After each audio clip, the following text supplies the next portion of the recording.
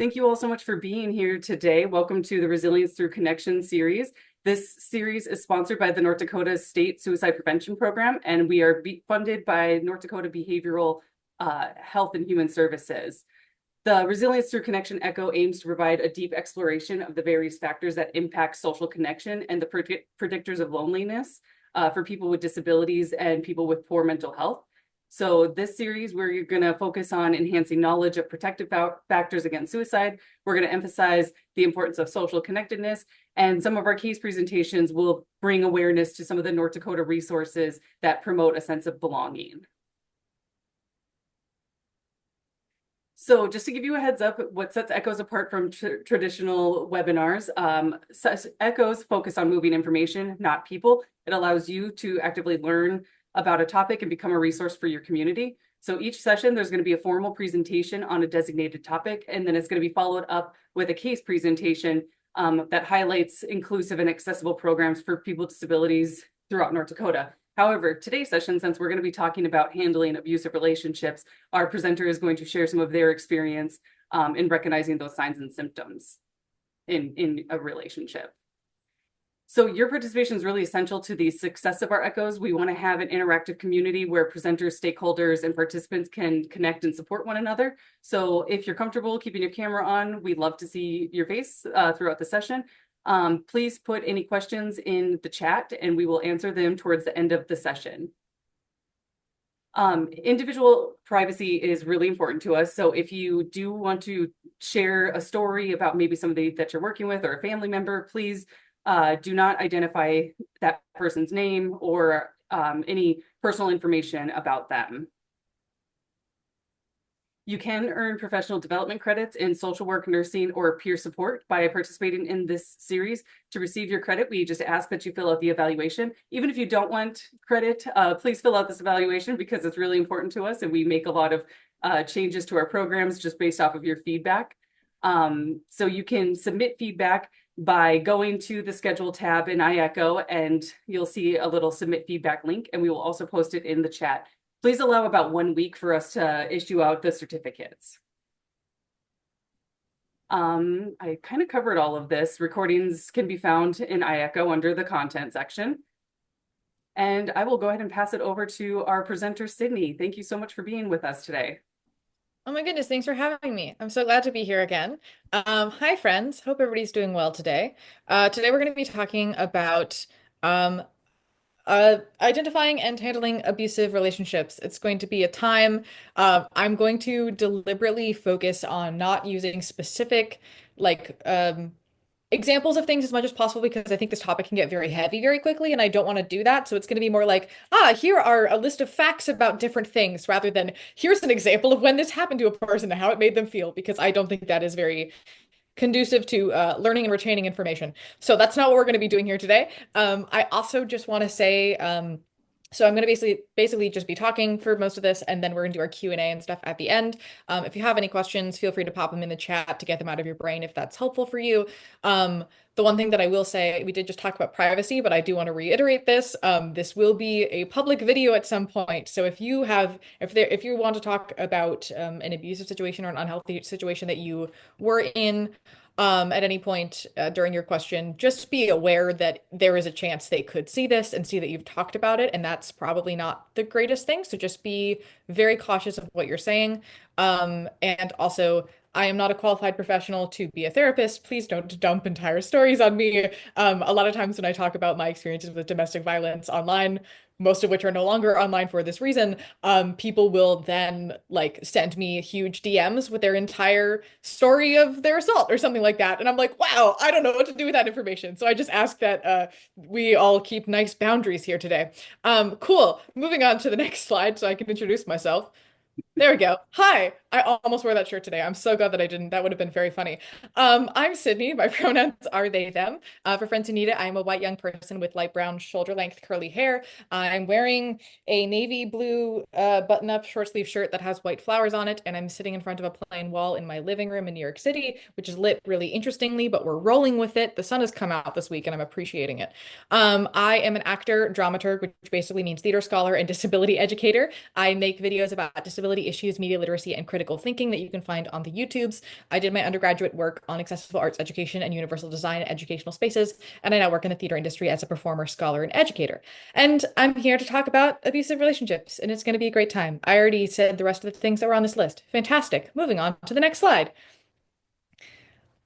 Okay, we're starting with a big concept. And a lot of the ideas of the existence of good people and bad people are directly related to people's core beliefs and or religious beliefs. And so I want to be very clear that I'm not trying to make anybody change those kinds of things. I'm instead pointing out a cognitive bias by using a very large quote about a large concept. So the idea of bad people not existing, and the reason that I bring it up to sort of frame this talk is because there's a couple cognitive biases that come up from the, oh yeah, well there are bad people and there are good people in this world that can put us in at a lot of risk. The first one is that there's a cognitive bias of, oh, if there are bad people and good people, I can learn how to spot the bad people, and then I will know who's going to hurt me, and it'll be fine because I can just figure out who they are, which isn't super helpful. The like pop science version of that I think we've all seen today on like TikTok and whatnot is like how to spot a narcissist. That kind of stuff is just how to find bad people, which is just not how that works. Yes, there are red flags that make you say, maybe this person isn't safe for me. Maybe I should be around this kind of person. But that is very different than hunting out the bad people. The other thing that's important is that in deciding that there are good people and that there are bad people, we can feel like, well, I am a good person, so I cannot cause harm because I'm going to try really hard to not do that. So I can't do that because I'm not going to, which is not how that works. Being a human being means causing harm. That's just kind of what happens. What matters more is how we try to mitigate that and what we do about it once it's already happened. And also on the flip side, it can make us go, oh, I've caused harm. I must be a bad person and I am a fundamentally broken human being who cannot get better and cannot improve, which is also not the case. Humans are very plastic and you're totally capable of changing and growing. So that is not super helpful. And the last thing that's most important is that most abusers don't go around being like, I'm going to go home and beat my wife today. That's not how that's not how they function.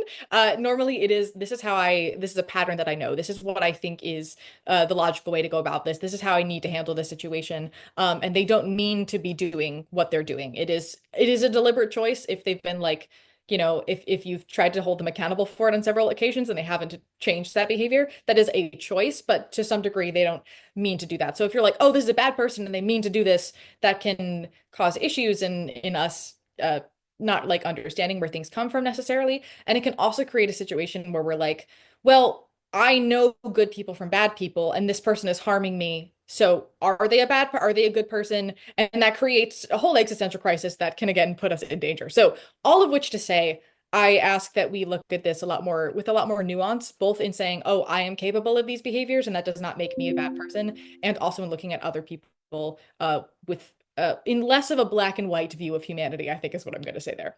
So with that, moving on to the next slide. There's a couple things that can create vulnerabilities, particularly for folks with disorders that impact how they interact socially, but also can just exist for general people in general. So the first one on this list is if I'm not perceived or am super agreeable, I will be liked and I cannot get hurt. A good way to like a way that like I internalize this or have experienced it in the past is just like, oh, if I just agree to everything, if I just blend into the background, then there's nothing that's making me odd or different that they can point out and make fun of me for. And that's not how that works because if they want to point out things and make fun of you for things, they're going to do that regardless of how much you try to mask and blend into a population. And also in doing that, you are shutting off your own boundaries. You are shutting off your own needs. You're shutting off who you are as a person, which automatically means that you are more malleable and other people can do what they want with you in a way that is not super great. So actually trying to disappear or trying to say yes to everything and never saying no and never standing up for yourself is not going to prevent you getting hurt. The next thing is, oh, I'm just really sensitive about things and I miss a lot of cues, so I just must not understand what's going on here. This is a huge thing, particularly for the autism, where like, if you've grown up and every time you said, oh, this music is too loud, everybody said, oh, it's not loud at all, what's wrong with you? You get, and that's just one example, right? We have a lot of those different things that happen in life. That can build up a feeling of, oh, maybe I'm missing a cue. Maybe it's because I have this disorder that I'm not noticing these things, or, I feel hurt, but it just must be my fault. I don't understand what's going on around me, which is obviously a problem because then we're questioning our own existence, we're questioning our own needs and feelings, and that's not super fantastic. The next thing is this person is really helping me break out of my shell. Isn't that awesome? And yes, it's good to have people support you and help you to do things that are scary and help break out of your shell for sure. But a lot of times the people, at least in my experience and in my experience with like other people that I've worked with, a lot of the like helping get you out of your shell can be ignoring all of your boundaries and ignoring when you say no and constantly pushing you to do things. So for example, if you like don't like going out very often, a healthy a healthy like pushing you is like a friend saying, all right, can we like go out one night next week? It'd be fun, you know, every now and then, versus somebody who's saying you need to go out every single night, you need to spend time with people every single day because this is how you're getting out of your shell and you need to be more interactive with people. So a lot of times this is also an interesting situation because often a lot of other people will say, oh, this person is good for you because I am seeing you come out of your shell. I am seeing you do more things that I consider to be typical and normal and healthy when to you they might not actually be. So it can also, that can like reinforce a situation. So it's important to just clock that one because that language usually ends up being more of a red flag than you think.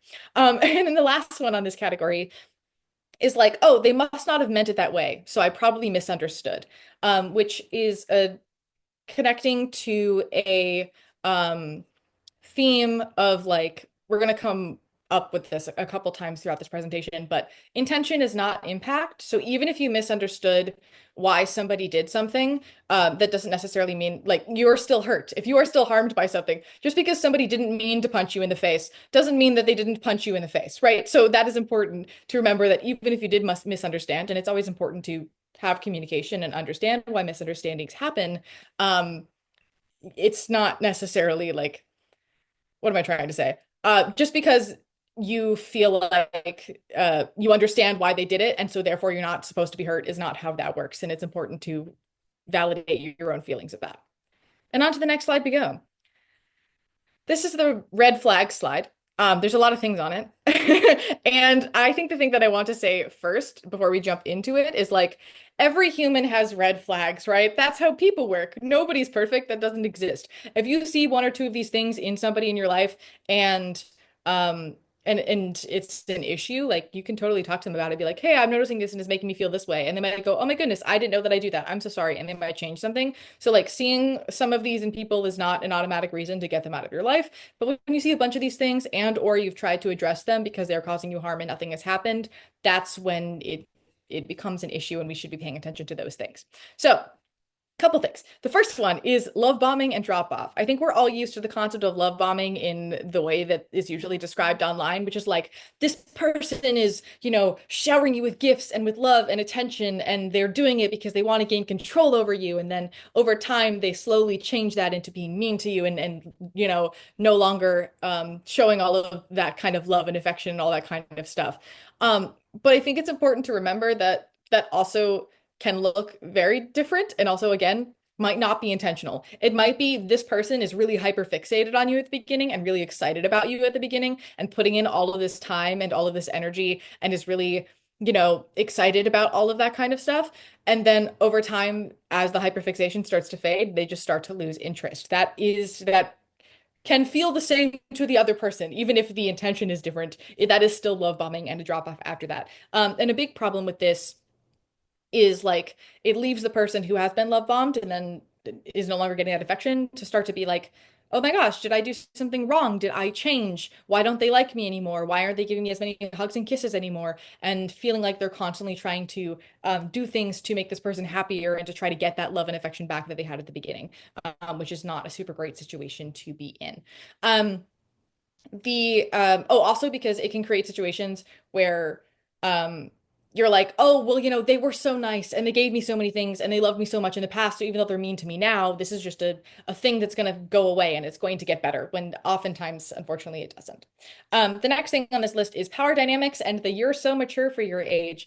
This is the thing that I've noticed a lot of, particularly in the autistic community. We have a serious grooming problem of older men typically having most of their friends being teenage girls is a thing that I've seen unfortunately commonly, both in and outside of the autistic community, but I feel like a lot of it often happens within because I'm seeing people use their disorder as an excuse for that behavior, which is not cool. Um, but generally, if you know, age gaps can be fine. I know of my friends' moms have been married for like 30 years and are the happiest ever and they're 10 years apart. Like that is totally possible and that can totally happen. But at the same time, if there's a huge age gap in a relationship, that is something to just clock, just be aware of. If somebody's constantly trying to be like, oh, well, you're so mature for your age, a good way to look at this is like, how would I feel interacting with somebody that many years younger than me? Like, oh, if this, if one of my close friends is 12 years older than me, how would I feel just hanging out with somebody 5 years younger than me? Ooh, I don't know about how I'd feel about that. That makes me question why he wants to hang out with me, right? And that can create a situation that is kind of unhealthy because they are older and then they can use that as a tool to be like, well, I've been on this earth longer than you. I know more things than you. And that can become an abuse dynamic that's not super great. So that's just a thing to keep an eye out for. Um, the next one is weaponized therapy speak, or like, oh, well, it's just my ADHD. So that's why I never text you, or why I, it's don't take care of you, or those kinds of things. Or like, oh, it's just X, Y, and Z thing. And to be clear, like certain diagnoses can make sometimes being a friend not great. I know that when I was like going through a depression spiral some years ago, I was not a very good friend. I didn't text people back. I disappeared off the face of the earth. Nobody knew what I was doing and whatever. That happens. But then afterwards, I was like, hi, I wasn't being a very good friend. And I'm really sorry. And I apologized for it rather than saying, oh, yeah, well, it's just because I was feeling that way. So I'm sorry that you're hurt, but that's rough, buddy. Um, other examples of weaponized therapy speak are like, oh, well, my love language is physical touch. So I need you to touch me more. Or, I'm setting a boundary that you're not allowed to wear that out of the house. That's not how those terms work. And I think a lot of times when we hear big words, when we hear therapeutic related words, we feel like maybe they know what they're talking about and maybe they mean what they're saying in that degree. But oftentimes they're just using that language to sound fancy and smart and authentic in what they're saying, when what it is just a different kind of abuse. I believe Mickey Atkins, a therapist on YouTube, has a video about weaponized therapy speak. I also think that I might. I'm not 100% on that. But if you Google that, there's some videos on it that talk about that, because that's been a kind of a recent conversation in media and stuff like that. So that's an important thing to clock. And again, a diagnosis can be an explanation of something, and that is okay. Like we all approach the world differently for various reasons, but using it as an excuse to be like, oh yeah, I have harmed you, but it's just because this is the thing that I have, so you have to get used to me harming you is absolutely not acceptable. The next one is walking on eggshells around this person or being worried about having good days or bad days. If you find yourself starting to clock in your brain being like, well, that was a bad day with them, but maybe tomorrow's going to be better. That is a very important thing to be aware of, because you shouldn't have that take up that much space in your life and worry about having good days or bad days. So if you start to feel really anxious around somebody all the time, that is just something to pay attention to. Another thing is losing touch with other friends or growing resentment towards other friends. If you find yourself in a situation where suddenly you feel like this one person is the only person who really gets you and is the only person who really matters, and they start to make you feel like everybody else doesn't get you and everybody else doesn't like you, and gets you to stop talking to your various friends or makes you anxious about them. For example, like I have a lot of anxiety around alcohol. I have a hard time reading social norms in general, and then when people are intoxicated, things get more complicated. And so I was at like a party, and one of my friends, I'd never seen them drink before, and I got really nervous. And then, this person who was trying to take advantage of me then used that to be like, oh, well, that's actually the true person who they really are underneath, and they're lying to you, and all this kind of stuff, and made me afraid of that person. Is that actually the case? Absolutely not. That's not how that works. But at the time, I believed it, and I became afraid of that person and stopped talking to them.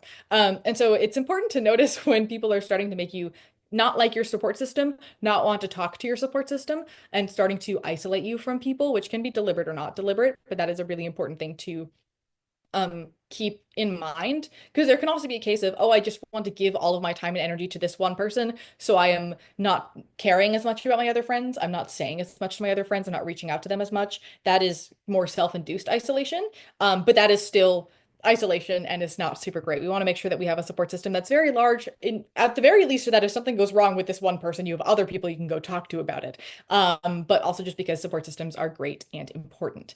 The next thing that seems small but isn't is somebody who never asks for permission or consent about things, which, like, I think consent is a big buzzword and we all know it. And we're like, well, yeah, you have to ask before you, I don't know, get intimate with somebody. Of course, we all know this logically. But if they don't ask for permission for other things, a big thing for me is that my name is Sydney. You can call me Sid if you want, but it really depends on the person, and I will like give permission. Oftentimes, people who decide that they can just call me Sid and will use that as a nickname for me without asking end up being the kind of people who try to push my boundaries later. That is just like a, I've made a decision about how I'm going to interact with you, and I'm going to do it without asking for your permission. Um, so that's like a big example that usually pops as a red flag for me. Then I'm like, hold up, I didn't say you could call me that. Why are you naming me something different than I have given you permission for? But also if they're like, the first time you've ever, I don't know, cuddled, they just, climbed on top of you and just did that without asking. That's something to pay attention to. If they're continuously just doing things and hoping that you're going to speak up if you don't like it, that is not a good dynamic to have because oftentimes speaking up is very hard and they should be giving you space or making space for you to speak up for that thing so you don't have to speak up for it all the time and get up the guts to be like, oh, I have another thing that I'm not comfortable with. Oh, I don't want you to do this or I don't want you to do that. It's really important that they're making that space for you. This is also a thing that a lot of people just don't think about. So that is not asking for permission about things is totally something you can address very early on, and they'll be like, "Oh, I'm sorry," and start doing more consent things. But it is something to just pay attention to if that is a consistent pattern. Onto the second side of this red flags thing. I put so many things in one slide.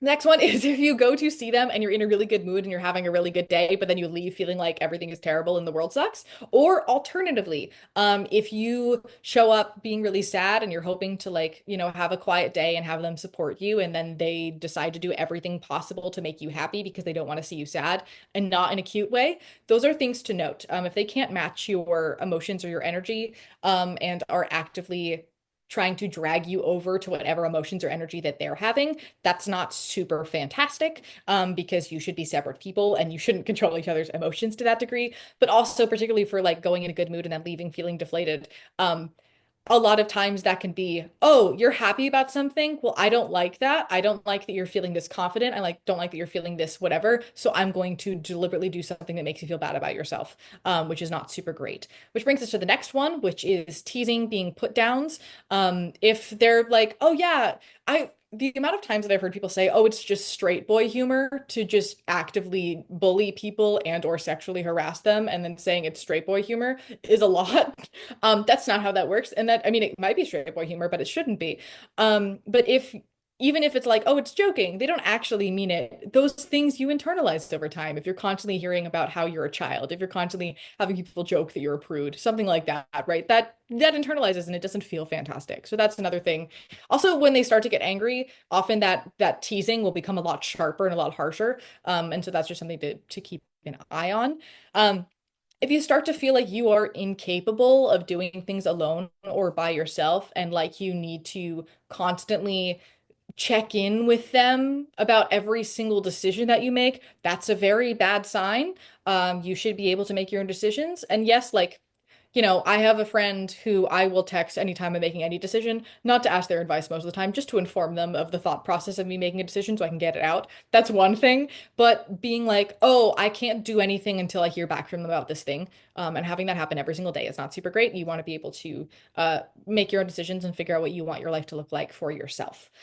If you start to feel like you are merging with this other person, or you're starting to lose yourself, or you don't know where your own ground is, that is a bad sign.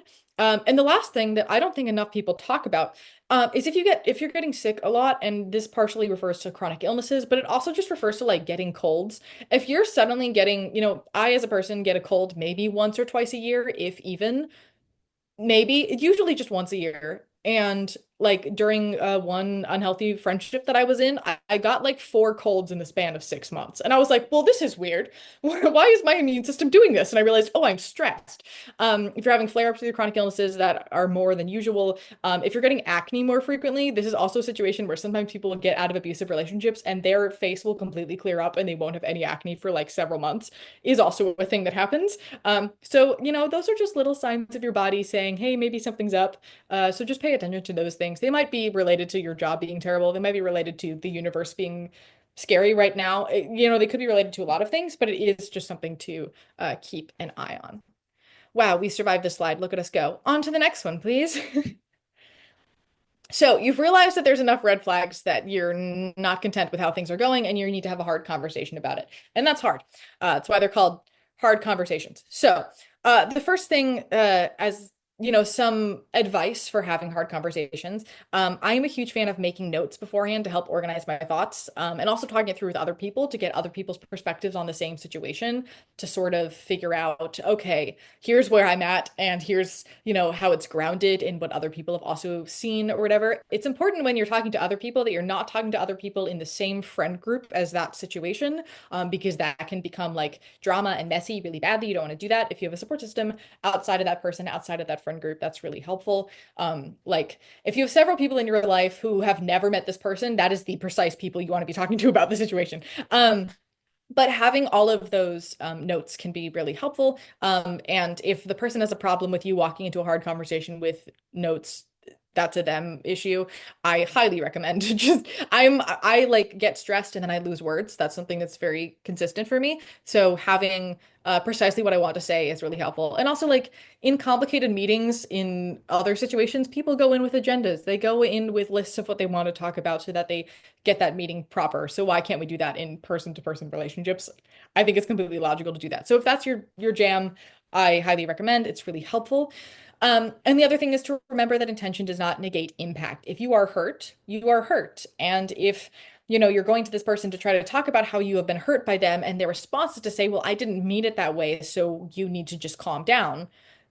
You need to stand in the fact that no, I'm hurt. You have hurt me. So you are responsible for what happens now because you're the one who has hurt me. And not letting them talk you out of that, which can be hard if they're a smooth talker. But it's just something to constantly try to pay attention to. Things to keep an eye out for in these conversations is the I'm really sorry that you feel that way. That must be really hard. I'm so sorry that those are the feelings that you're having, rather than I'm sorry that I made you feel that way. I'm sorry that I did that, right? If there's no accountability in their apology, even if the word apologies in it a bunch of times, doesn't really matter. Um, the next thing, as we've already talked about a couple times, is, oh, that was just a misunderstanding. You didn't understand why I did that. So again, I'm sorry you feel that way, but that's not what happened. That's a little bit gaslighty. Criticizing the tone in which you're saying things or the way that you say something rather than criticizing specifically what you have said is a really great way of avoiding accountability for some people. I will say, don't scream at people. I think if you're screaming at somebody and somebody says, hey, don't yell at me, that is super valid. But if they're being like, oh, you're being like really sassy with this, or I feel like you're talking down to me when you're saying this kind of thing, or like trying to get in the weeds about your tone rather than you expressing hurt, that's an issue that should be pointed out. Um, the next thing also, we've sort of talked about this already, but like generally twisting things around onto you. If you feel like you go into a conversation with a very clear, this is what has happened, I have been hurt in this way, and I don't know precisely what I want you to do about it, but I would like you to do something about it. And you feel like you'll leave that conversation feeling like everything is your fault and you misunderstood the whole situation, or the if you feel like every time you leave those conversations, you feel like you've been talked out of your own thoughts and feelings, that is very important to be paying attention to. And the last thing is to make sure that their words and their actions match up. Because if somebody is a really smooth talker and you usually, you know, I don't want to say fall for that because that's not what I mean to say, but like if you're normally like, yeah, I take you at your word and you always seem to be solid on what you're saying, but their actions don't line up to that, it's important to pay attention to those actions because they are going to tell you a lot more information than their words ever are going to. That brings us to the next slide, please. I'm zooming through this. This is fantastic. All right, we're another short slide with just a sentence. The oh, but they're nice. They wouldn't lie to me about something that happened. They wouldn't gaslight me. They wouldn't do that. That's, you know, a thing that abusers do, which first of all, the definition of abuser is very complicated and nuanced, and bad people don't exist. We've already talked about that. But second of all, a lot of times people will gaslight or lie about things that happened, not because they're trying to prove to you that the thing didn't happen, but because they are stuck in how they want to see that thing or how they felt that that event happened, and they're probably not aware that they're actually doing it. They are defending their own reality of the situation. And they may not want to believe that they hurt you that way. They may not believe that they're capable of causing harm, right? So a lot of that comes from like their own insecurity, their own anxiousness about not wanting to take accountability there. And that is not that is an important thing to keep in mind. When somebody's like kind of gaslighting you and being like, "Hey, I know that you didn't see it that way, but I don't care because this is like." I hear what you're saying. That's hard, but this is how I felt, and this is what happened, in my experience. And you can't just say that didn't happen because it did, and I am hurt, and you're responsible for doing something about that. So, on to the next slide. Now that we've had all the hard conversations and we realized that it's time to get out of this situation, things get even more difficult. But this is usually, I will say, the hardest part is figuring out how to get somebody out of your life. I mean, you can just ghost them if you want to, but I don't particularly find that to be satisfying or effective or healing in particular. So there's a couple things that make getting somebody out of your life very difficult. The first thing is not liking change. If somebody's been baked into your routine for a really long time, if somebody's baked into your support system for a really long time, the idea of having, like, first of all, I have to conceptualize that this person is not who I thought they were, which is a lot to conceptualize. And now I have to get them out of my life. And then I have to change my routine. And I have to rebuild a support system. And I have to talk to different people. It's just a lot of different things that feels like a lot of change. And so sometimes we can just be like, well, at least I know what this is like, even if it's bad. So I'm just going to stick in it because I don't want to change things. And that is not what you should do. I understand the gut feeling of wanting to do that. Believe me, I've been there. But things don't usually get better if you've addressed things enough times and tried to fix them. They tend to just get worse. So you unfortunately are going to have to figure out, okay, how can I change things and how can I get myself more comfortable with change because my safety is priority. The next thing is difficult because we can have a hard time reframing this person. I know them so well for this many months and they were like this, but now they're like this, which maybe actually they were a different way the whole time and I didn't realize that. That's a lot to process, right? So that can be very difficult to reframe and make us want to be like, no, no, no, but maybe I just misunderstood because I want them to be the person that I thought that they were, when unfortunately that's usually not the case. There's also the anxiety of, okay, but what if they're the only one who ever wants to be my friend? What if they're the only one who ever wants to date me? What if they're the only one who I can ever get this close with? I should just, have bird in hand or whatever that phrase is, right? I should just keep this person that I have and just try to figure out how to work it out. But that's not usually the case. Also, you're going to find more wonderful people. There are more people out there who are going to treat you kindly, who are going to be nice to you and all that kind of stuff. I feel like I was gonna say this on a later slide, but I'm going to say it now. The one thing that I will say, in working with a lot of folks who've been through abusive situations, a lot of the like inspirational, like, if you're going to find your people, a lot of that comes out as like, well, you're going to very shortly find your people, which leaves people feeling like I'm going to find my people immediately after I get out of the situation. That's not usually the case. I didn't date for several years after after my main situation when I was pretty young. And everybody was like, oh, well, you're gonna find your person immediately. And I was like, where's my person? I haven't found my person yet. Like, oh no, what am I gonna do? And that's fine. That happens. And also alone time is great, and learning to love yourself and know yourself better is great. And you can start being more picky with people, which is great.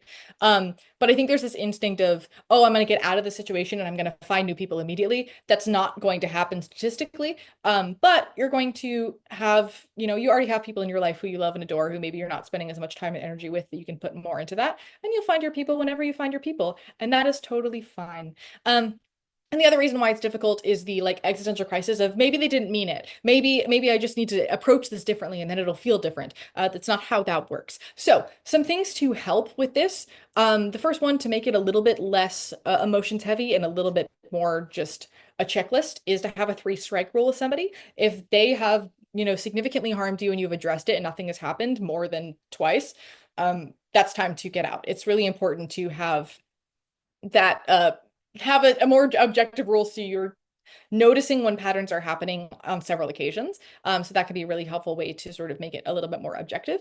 And the other thing to do to help sort of get somebody out is to start replacing the time that you would spend with them with doing things that you like or that you want to do. So it feels a little bit like, I've lost everything and I'm no longer spending time with this person that I really liked and everything is terrible and I'm just going to sit on the couch and mope, but deliberately trying to do things that you enjoy and that you want to spend time on. Not to the degree where you're like, I'm going to book myself doing 17 things a day every single day so I can ignore all my feelings and shove them in a box in the corner and never touch them again. We don't want to be doing that, but you can start to slowly do little things. I'm a huge fan of going on walks. New York City has a lot of places where I can go walk. I just pop on my headphones and pick a new playlist and I just go wander for a couple hours and it's fantastic. It's also really helpful if you want to replace time with things that you want to do to start with stuff that those people didn't like you doing. Um, I know that like my first partner, however many years ago, really would call me puzzle brain and like thought it was annoying that I did crossword puzzles and didn't like watching zoo shows because they thought that zoos were a crime against humanity in the animal kingdom, which was just a fundamental misunderstanding of how zoos function. That's beside the point. But I like shortly after breaking up with them, I spent an entire afternoon watching like animal documentaries and doing crossword puzzles and eating foods they didn't like that I loved. And I was like, this is fantastic. This is the best day of my life. I'm having such a great time. And it became easier to be like, well, yeah, it's sad I don't have this person in my life doing the things that I used to like to do, but look at this thing that I now get to do that's really cool. So reframing that way can be really, really helpful. And that moves us to the next slide as to what to do once you are out of the situation. So the first thing that's important is to make sure you're taking space from this person, both digitally and physically. Often getting out of a situation can really put us in fight flight. And we're like very anxious about like, oh, is this person, going to be looking at what I'm doing and all they're everywhere and it can create a lot of anxiety. So it's important to just kind of get rid of them as quickly as you can. Huge fan of deleting stuff from your phone. I personally like will put all of it into a folder and export it onto my external hard drive. So I have it if I want to look back at it at some point, but it's off of my devices. So I won't see it every single day. If you're not ready to unfollow them on Instagram yet and unfriend them on Facebook, if that's a thing, that's fine. You can mute their account on both of those. That's an option, so you don't have to see it. But also unfollow them when you're ready and when you want to. Just take your time and do whatever you need to do. But taking space from these people is really great. And then obviously taking physical space from these people.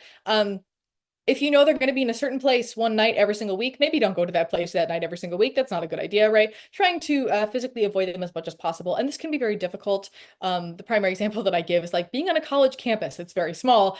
You tend to see the same people every single day, but maybe don't sit on the table next to them in the dining hall. Like just trying to physically avoid this person as much as possible. It's also important to take a lot of time to rest and catch up and be gentle with yourself with this. I think there's an instinct of like, well, now I fixed that. So now I need to like get back to work all the time and I need to focus on all of these things all of the time. But no, you're processing a lot and your entire life is changing and that's going to be exhausting.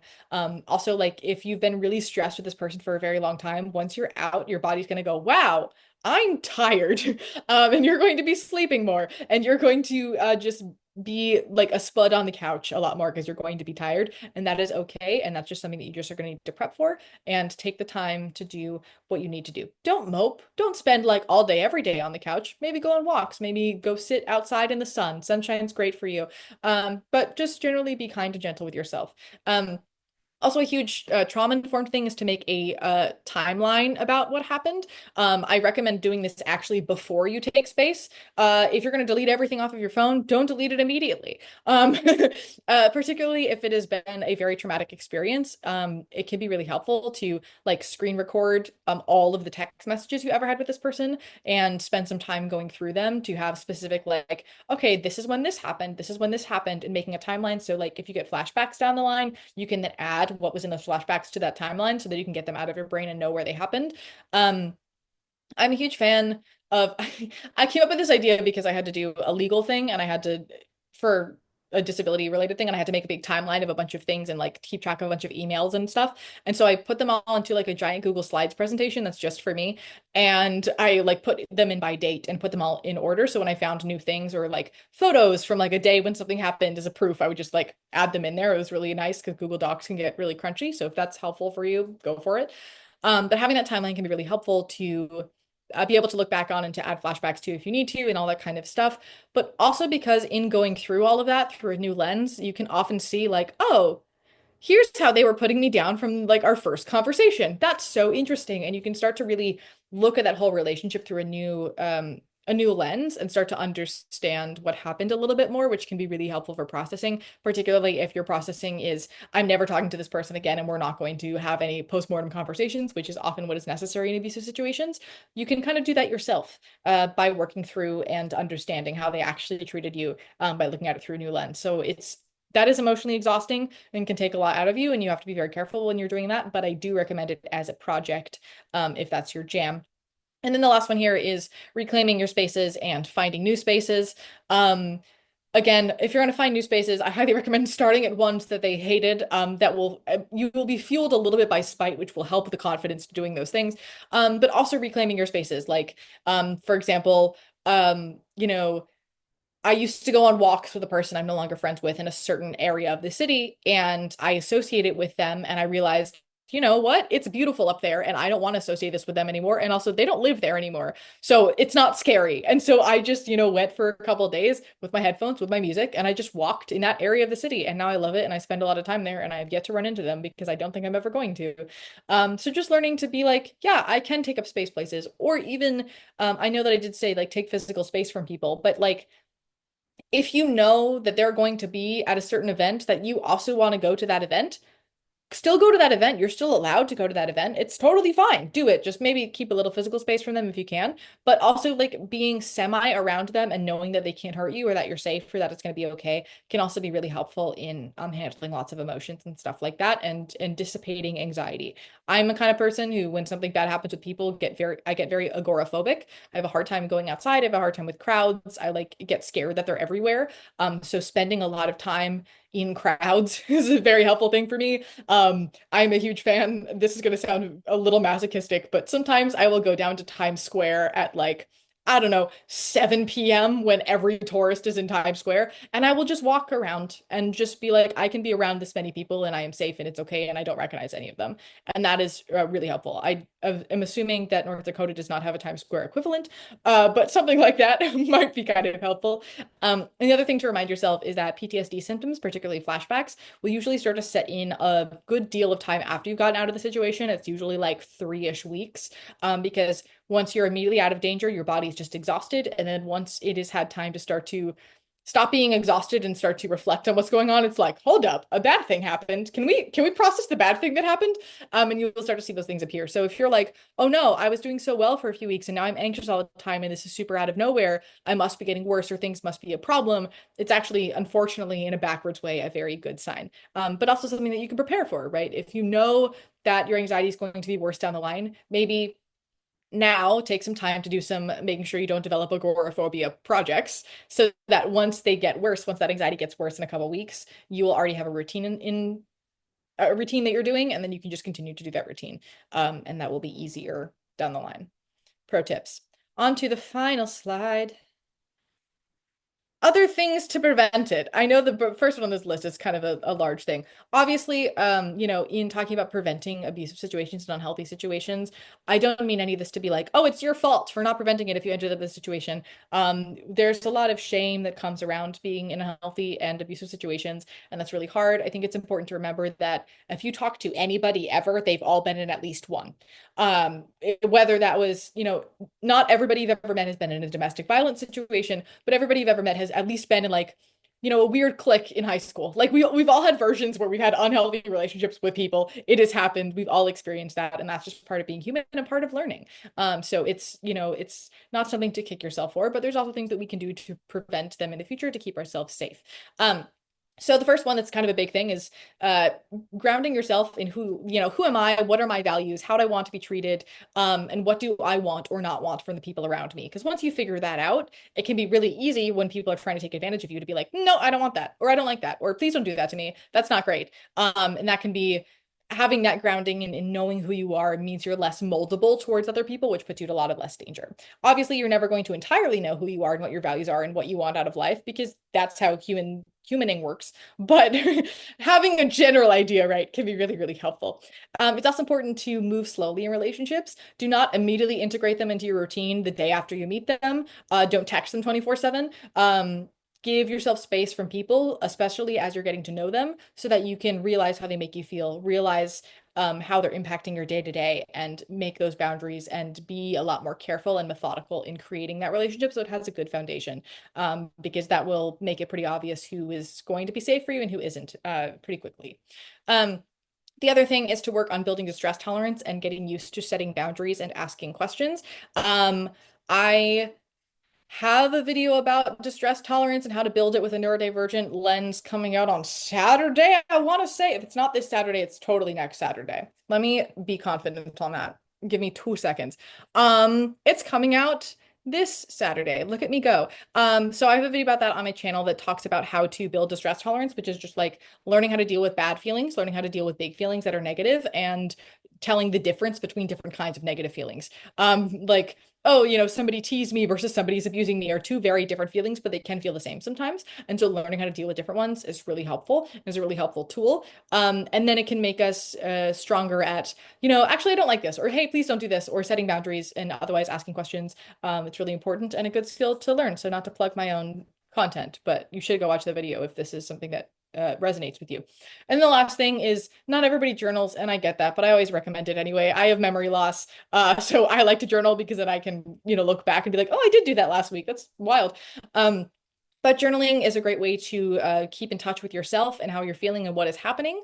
But there's also other grounding and reflective exercises that may work for you that are different that you can also check out. But I highly recommend doing those. Again, we just want to be keeping in touch with ourselves so that when other people try to change ourselves, we can decide whether that is a good change or a bad change and what we want to do about that.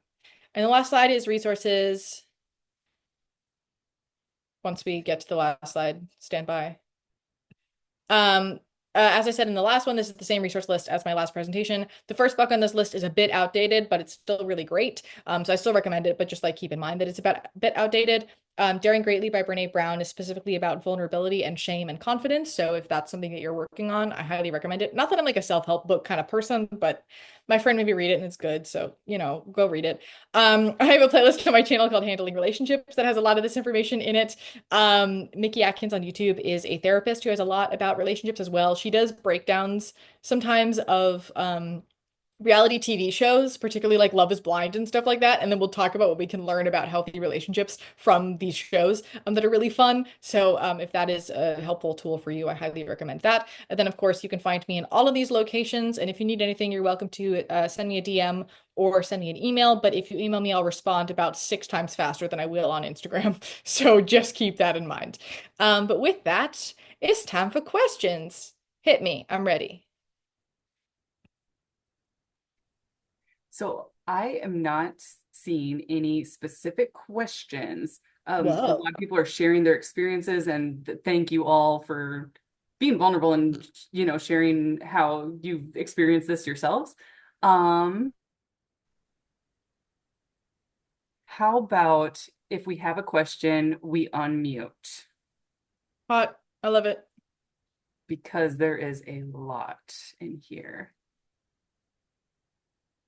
Someone shared that at their old house that they lived, no plants would ever grow. And then when somebody moved out, a huge tomato plant blossomed almost immediately. So That's that's so really, wild. yeah. That was when Yeah, we were talking those about things, your bodies. No, yeah. pay attention to those things because it's wild. I'm now like because the acne thing I learned recently and then I like started paying attention to it. I was like, "Oh, this is weird. This is upsetting actually." Like my level of stress is directly correlated to how my face is doing. It's very bizarre. But I do recommend having that information. Someone talked about somebody weaponizing their diagnosis against them. Um, I was just before this autistic burnout. Are you familiar with that concept, Sydney? Oh, yes, I am. Yeah, I think that that's really interesting. Where I see a lot of people get put down because, like, why are you so tired? You're not doing anything, like, why are you tired all the time? And I've had this said to me by family members too. And yeah, I think it's definitely, I don't know if you want to explain it a little bit. Yeah, autistic burnout is, I mean, everybody talks about burnout, like getting tired of work and those kinds of things, but autistic burnout is like kind of a medical thing. Like it can genuinely physically affect your body to a great degree, particularly if you have a lot of chronic illnesses. But it can just be like a level of exhaustion that you're just done. You're very overwhelmed. You can't handle a lot of things you used to be able to handle. So it's just an important thing to keep an eye on. I'm seeing a couple questions in the chat. Dun, dun, dun, dun. When you've laid down clear boundaries several times and people keep trying to push you to break those boundaries, how can one reinforce those boundaries in a healthy way? Well, first of all, if they keep trying to push you to break those boundaries, that's not fantastic. But you can once again be like, hey, I set this boundary. I would like you to respect it, please. Or just start acting like they have set those boundaries. Like if they're like, if you're telling them that you're not going to do a certain thing and they keep trying to push you to do a certain thing, just don't do the thing. And then they're going to realize nobody did the thing and they're going to have to deal with that. So just, don't start acting like your boundaries exist without ever saying what those boundaries are. Obviously, please state them. But if you need to just start pretending like they exist, do that. Or if you're like, if you continue to talk to me this way, I am going to leave. Follow through on your end of the bargain. And they will start to realize that you're not just saying, oh, I'm not going to do this. And then they can push you into doing something different. Stand firm in what you want and what you need and do that thing, whether they give you permission or not, because it is your boundary and it's what you need. How do you respond to a very sarcastic person who hurts you and they think that it's okay? Do you mean in the sense of like they use the sarcasm to hurt you and then you're like, hey, don't do that. And they're like, oh, I'm just sarcastic? I don't know if we'll get an answer to that, but because I think like again, you can say, hey, I appreciate that, but I appreciate that this is your humor, but it is causing harm to me. So is there a way that you can shift it a little bit? I think like to one degree, we don't want to ask other people to be changing who they are for us. That's not super fantastic, but there's a lot of like small changes that people can do that hold absolutely no actual weight in their day to day that they should be willing to do to keep you safe. For example, I know somebody who constantly would forget how strong he was and would cover me in bruises and would be like, "Oh, I just forget." And I was like, "Okay, well, I need you to stop forgetting because I don't like having my arm covered in bruises." And that doesn't take a whole lot of energy from his end, but he didn't wasn't willing to put in that energy, and that's a problem, right? Any tips on how to apply this to an online relationship? Um, I feel like it would more or less be the same, but obviously it can be a little bit difficult when you're like texting with people, but also online relationships can have facial face-to-face communication. So I think it doesn't really change all that much. If I'm All right, supporting, I guess. yes, go Oh, speak. I guess I got a question. I'm mainly commenting on this from my own experience because I found out like when for me this would work, but when you're in an abusive relationship or anything like that, I guess what are some good examples of good times to be absolutely ruthless with somebody who's abusing you? So like like maybe the diplomatic road hasn't worked. Maybe being firm hasn't worked. So you have to be even firmer, harder, whatever. I mean, my number one thing I'm obviously going to say is just get out of that situation. You don't need to be interacting with that person anymore. If it's a boss, then like that's complicated, right? Like I'm not necessarily referring to things where you have to be in those situations.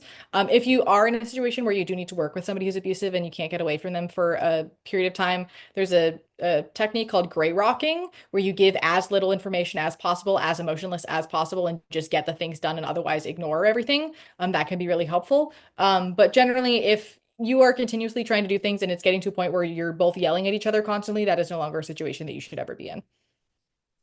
Hi, I have a question. Yeah. Oh, and I sound like Minnie Mouse. Nice. Okay, so when going through this process, you said that you will sometimes shut down when there's conflict.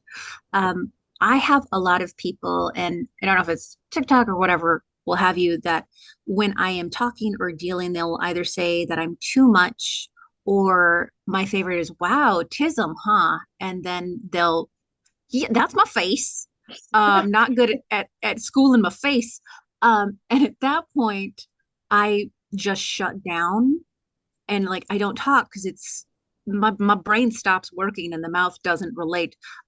So how, and I know you have that, look, it's happening now. How would you deal with that? Please, words are hard. You're all good. I think it's like if this is a consistent thing that you feel pops up every single time, right? You can do a social script beforehand in your head of like, I'm going to respond next time and be like, hey, that's a really ableist thing to say. Or hey, stop criticizing how I'm saying something and actually pay attention to what I'm saying. Having those scripts in your brain, having them practice so that when words start to fail, you already have that ready to go can be super helpful. Um, Oh, I had another thought, and the thought just left the station. It's gone. Um, but yeah, generally just you can also I remember. You can also just say like, I don't feel like this conversation is being very productive right now. I don't feel like that you're listening to what I have to say or that I'm safe to be saying what I need to be saying. So I'm going to be leaving. And if you want to have another conversation when you're ready, fine, we can have that. But I'm not gonna, sit here and put myself at a high level of stress for you not being willing to listen. And then just leaving. I like it's very easy, particularly, an example I'm going to give is like people who start yelling at each other a lot and getting a lot of arguments like that. You don't have to get to the point of yelling at each other. You can just say, I'm not going to argue with you about my feelings, and then you can get up and you can leave. And that's fine. Like that is also a thing that you're allowed to do. I think sometimes we feel like we have to resolve it, we have to push through it, and you do not have to do that, particularly if it's getting verbally violent.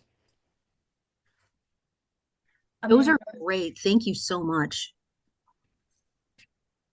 There's one more question in the chat, but does anybody else have anybody Amanda had their hand raised. Do hit you want me? to mute and ask your question? Yeah. Okay. So I'm trying to remember exactly back to where it was at. I think it was when you were talking about like hard conversations, and if someone is, like they've said something that hurts your feelings or whatever, and I think you were kind of talking about how, okay, well, maybe they didn't mean it. And so they, say something like, okay, I'm sorry, I didn't mean it like that or whatever. Or I'm sorry you feel that way or whatever. But it, legitimately hurt that person's feelings, which is absolutely valid. Um, I guess what in that moment, like, what do you think we want that other person to say instead of like some of these like keep an eye out for these lines like I'm sorry you feel that way or okay that was just a misunderstanding or that's not how I meant it, like what do you think would be a better response like from that other person in those moments? Yeah, it's a great question. I mean, you can say like, hey, I want to make sure that you're clear that I did not mean to hurt you, and this is what my logic was. However, clearly I have caused harm, and that's not fantastic, and I don't want to be doing that. So, what can we do together to make sure that that doesn't happen again? Or like, how did this thing that I did make you feel? Obviously bad, but what in the bad category so that I can make sure that we can figure out together, it's you and me against the problem rather than you versus me. I think is a really important way to look at it. And so just being very like, yeah. I did cause harm rather than I think a lot of times we can get caught up in this like getting angry at ourselves for causing harm and thus sort of taking that anger out on other people rather than saying, yeah, I did do that. That was bad of me and I'm sorry, but my priority right now is not to figure out what my feelings are about having done that. I'm going to deal with that by myself at a different time because that's my situation. And right now I'm going to focus to make sure that you feel safe and that you feel comfortable because that's my priority. Did that Yeah. answer your question? Yeah, I think so. I think just highlighting so really that them being holding themselves accountable, and recognizing like so it's okay to say like those things like that is not what I meant, but yes, I get that hurt you, and yeah, how can we do that different or let's talk more about this kind of thing is what you're saying basically, Absolutely. right? There's one more question in the chat. I want to make sure I don't forget it. Was if I'm supporting somebody who's going through this, how can I know when I should take the next step in helping them? And I think it's complicated. You don't want to like go up to somebody who's like, I really love this boy, and you're like, wow, well, this boy is terrible to you, and you should get away from him immediately. It's going to automatically create a situation where they're going to be like, well, screw you, I'm just never going to talk to you again. So there's like an in between of like just ask a lot of questions. How does that make you feel? How do you feel about that? Or, I'm noticing that you are more anxious lately. Do you think that there's something that could be causing that? Or do you think that I heard that this person talked to you this way, and now I'm seeing that you're very anxious. Do you think that there's a relationship between that? And sort of letting them, using therapeutic tools to let them come to those conclusions themselves, because you telling them those conclusions from the outside is probably not going to go over super fantastically. So, um, yeah, definitely just making sure that you're letting them at least feel like they're guiding it, even if they're not totally guiding it, and helping them to get through various things. If they're out of the situation and, they're struggling with stuff, that's a really great time to say, hey, do you want to go on a field trip to the zoo? Do you want to go outside and do things? Like, I'm going to help you get off the couch and we're going to go in different places and do different things can also be really helpful. If they live with you, cooking their same foods. I know that like I was having a rough week once and my roommate just baked me cookies and I was like, great, this has made my week and I needed that a lot. Showing that you love them, that you care for them, that you're there for them and are willing to talk to them about anything, and also that there's no judgment for them being in the situation are also all really important things as well. Any other questions? As we're at 12:59, so maybe we don't have time for that.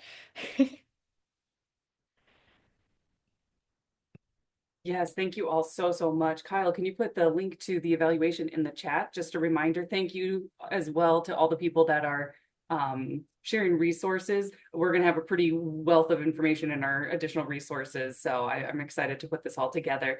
Also, if there's anything specific that you would like me to include in those resources, please feel free to shoot me an email. I'd like to tailor this to what's most helpful for you. Also, I just love learning new things in the process. So yeah, please feel free to reach out and we will make sure that we include that information. Thank you again, Sydney. I wish I could just have you at every single session. Thanks for having me. I appreciate it. Yes, next week we're going to be talking about building some emotional literacy and how that can help combat loneliness. And thank you. I'm not going to send that out.